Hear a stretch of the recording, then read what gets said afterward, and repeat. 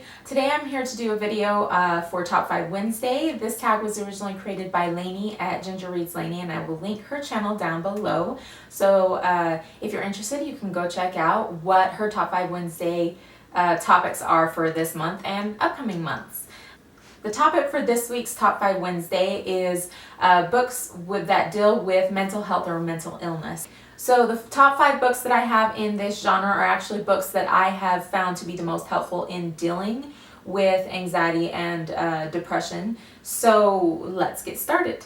Now, all of the books that I have in this area, I all have either on my Nook or on my, or I listen to on Audible, usually on both.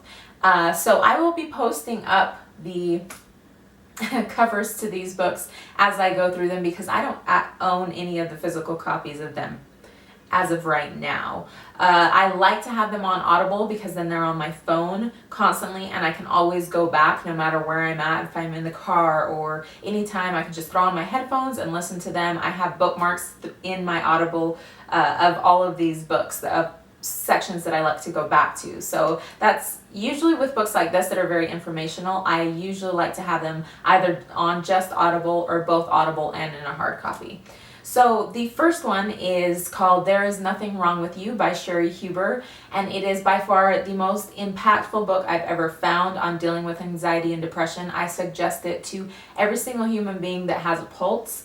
It is very powerful. It's a really quick, really easy read, and if you're interested, I would definitely go look it up. I will link her website down below where you can get either the audio version or order the paperback version. Book number 2 is Let's Pretend This Never Happened by Jenny Lawson. This book is a memoir type compilation that this author put together, and it's a lot of her stories on dealing with anxiety and depression through her life, and they are so funny. This is, I think, out of all the books I've ever read that made me laugh, I laughed harder at this book than any other book. If you have struggled with those kinds of issues as well, you will die reading this book. I also suggest it to anybody, especially other moms that I know. Just every single story in this book is priceless. So if you want to, definitely pick that up if you want to have a good laugh. The third book is The Power of Vulnerability by Brene Brown, and I actually listened to this on Audible. It is priceless information, and it is also read by the author. So I love finding books that are actually read by the author themselves because I feel like the information gets transferred so much more wholeheartedly. If you haven't checked out any of Brene Brown's work, I definitely highly suggest it. It's very powerful information for anybody that deals with the same kind of struggles. So I would definitely pick that up if you haven't already. The fourth book is called The 4 Agreements, and it is written by Miguel Ruiz. It is a very short read, but also extremely impactful. A lot of things to take into account in such short amount of pages.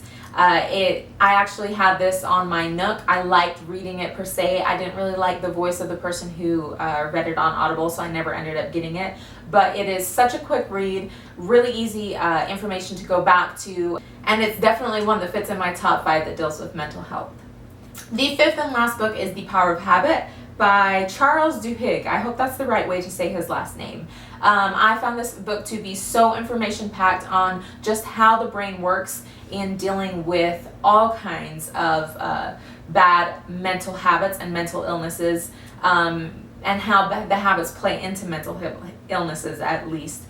So those are the top 5 books I have in this category. I will link all their information down below if you want to look into any of them further.